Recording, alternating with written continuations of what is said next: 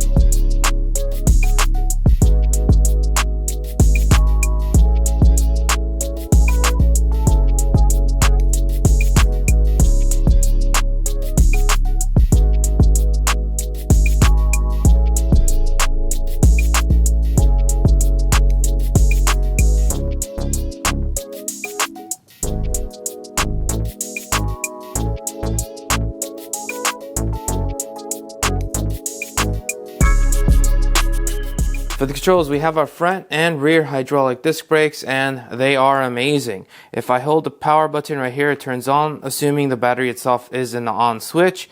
And then currently we're on pedal assist 0, and if I hit the plus button, it takes me all the way to pedal assist 5. So 5 gives you the most amount of help and the highest top speed, where 1 gives you the least amount of help and the lowest top speed, and 0 is like riding a normal bike. So if the battery were to die, you could actually just ride it like a normal bike. And then if you hit this button right here on the side, it switches between the different menus. And then if I hit this bottom button, it turns on the lights. Hit it again, it turns off the lights. We have our gear selector, we have our horn, and then we have our throttle right here, twist throttle for the entire thing. Alright, so taking a closer look, the bike is on the dirtier side because I took it off-roading, but nonetheless, let's talk about it. We got a metal fender, and I should mention the metal fender came damaged, well, bent over here. That's really the only thing that I saw that was wrong with the bike, but not really a big deal. I could probably bend that back if I needed to, but it's fine. It's not touching anything. Alright, so we got the derailleur. These are for the footsteps if someone's sitting behind you. It is made out of metal on both sides, and if they're not, then take them up. Pedal, we got the battery for the Wind One, so off, on. So this is important. This needs to be on for the bike to turn on to use pedal assist. You could just ride it like a normal bike with it off as well. Push this to the side. This is where you charge it. We got the little battery indicator over here on the top. From this side, so it definitely looks like one of those old school motorcycles, which does look pretty cool. This headlight really gives it that look. I mean, the whole bike frame too, but the huge headlight, I don't know, it just looks super cool. I like it. We got the hydraulic disc brakes, we got the front fork, we have the key right here. Now the key is not necessary when you're riding it. The key is only used to remove the battery and put it back in. And then we have the USB A right here, which I'm assuming is to charge your phone, but I haven't used that. So let's actually, let me show you guys. So to remove the battery, you basically just twist this, and then you could just slide that out and remove the battery, and that's it. And that's basically the battery right there. And then to put it back, slide it in, get the key, pop it back in, twist it, and you're done. Very, very simple to remove and put back on the battery. So if you want to take this and charge it somewhere, you could very, very easily. And we got the little shock absorption for the seat. And again, hydraulic disc brakes as well. We have the kickstand right there. All right, let's try this uphill. See how it does. We're on pedal assist 5, which is the highest right here. Going 16 miles an hour right now. Slowing down, we are on the highest gear. It's still fairly easy to pedal.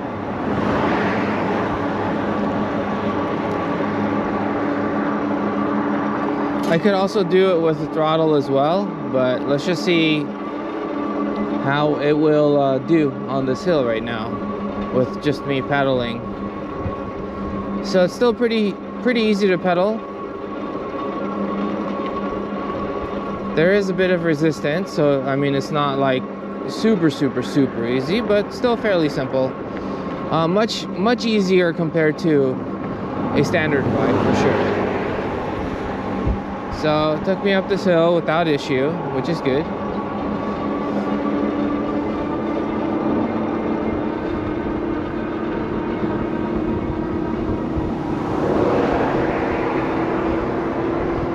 The bike itself is pretty comfortable. It's soft because of the suspension in the front and the back.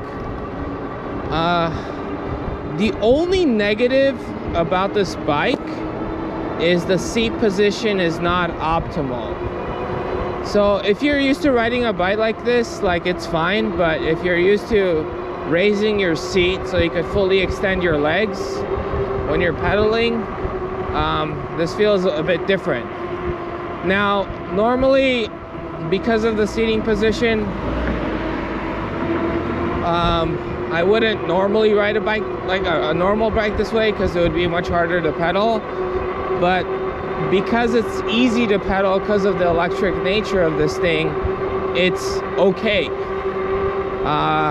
And it looks like there's also steps in the back, so you could actually put someone in the back and go with you as well. So I'm going pretty easily. So that's the thing. But I mean, passing regular bikes is super easy with an electric bike. It's really simple.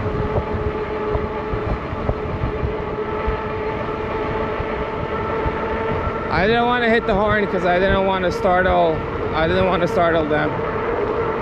Otherwise I did want to go, but I didn't want to startle them. All right, so we're at 28, 29 miles an hour. A bit of a downhill coming. I mean, we're kind of on a downhill already, but a bit more coming. Let's see what happens here. We'll also do a brake test. But this bike has a very powerful motor. Very powerful. I will certainly tell you that much right now. Okay, 31. All right. Let's slow down just in case. All right, but the brakes are good actually. So I'll stop right here.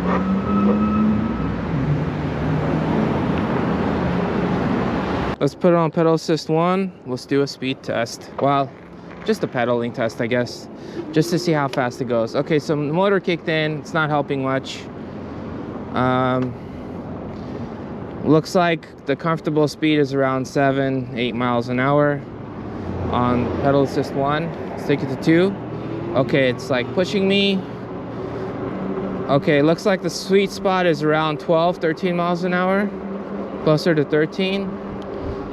Pedal assist 3, it's pushing me further, and this is around 18 miles an hour.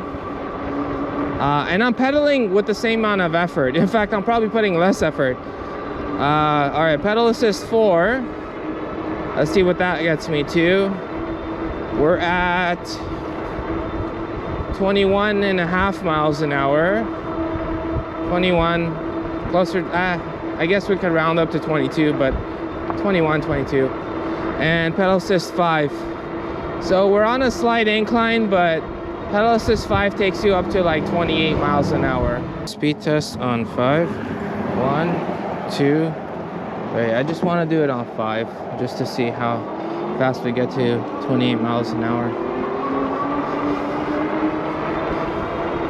This is a slight downhill, so it should be easier, but even if it wasn't, yeah, I guess to 28 pretty easily.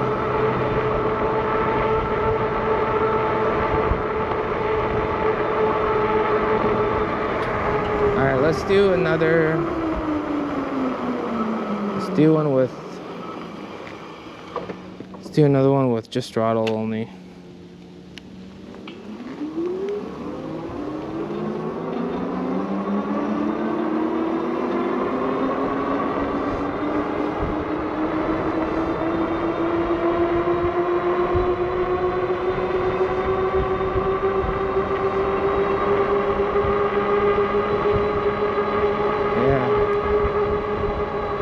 No issue.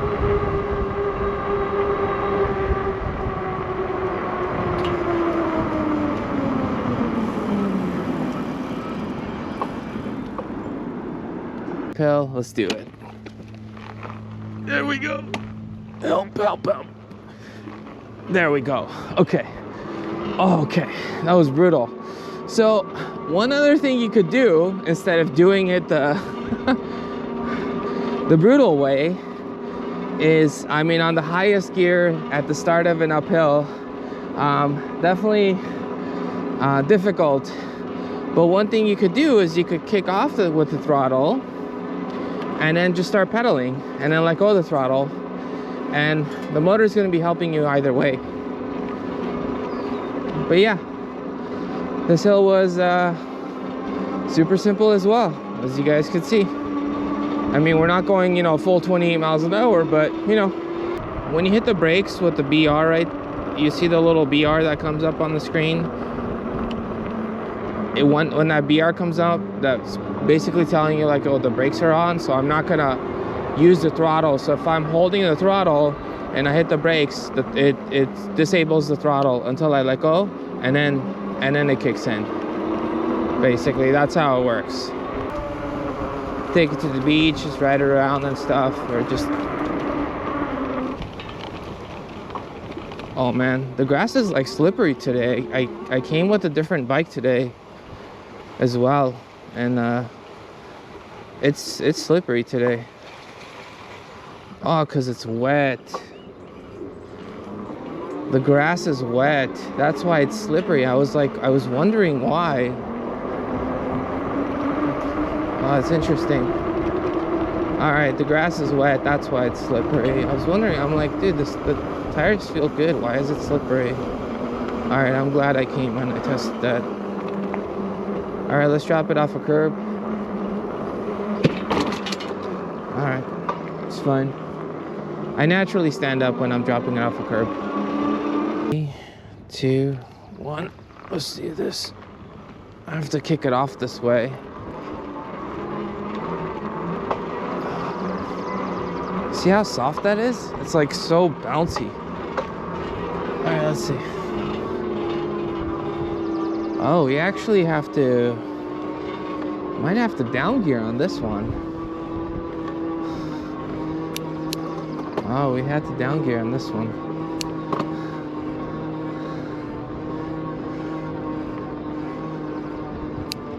It's still doable. I'm still not, you know, there, but it does require effort. I'm not gonna say it requires super effort because the motor's definitely helping, but I did have to down gear for this super hill.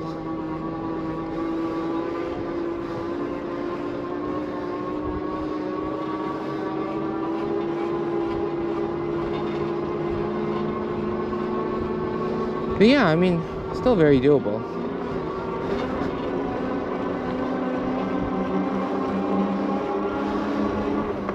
Oh man, that was a super hill though. I do have to say, that was a super hill. Whew! Alright. So, this bike is fast. Very fast.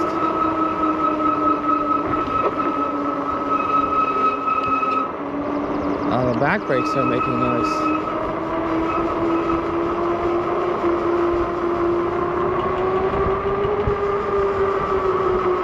Ready, and let's... Okay. Yeah, the brakes are good. Alright, let's do a sidewalk test. Let's just use the throttle. Getting lazy.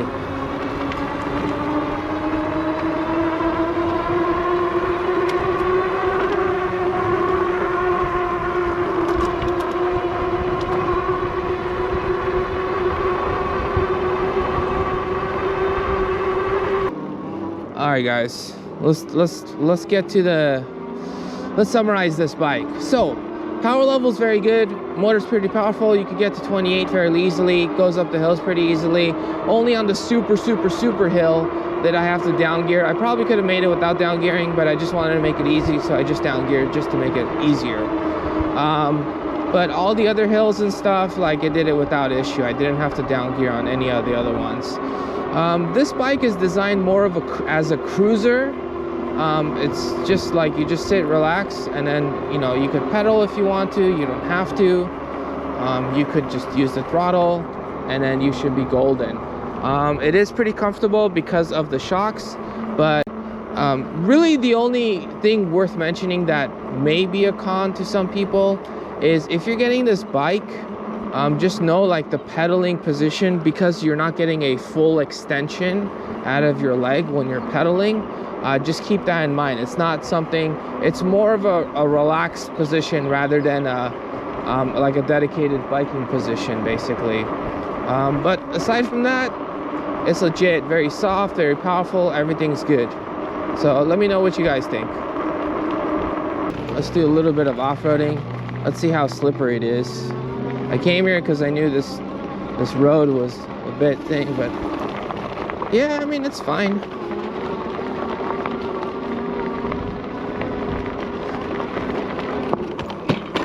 Yeah, it's fine. I mean, if you're doing some trail riding, you know, as long as it's nothing crazy, the fat tires will most certainly help with that. But yeah, just keep it in mind.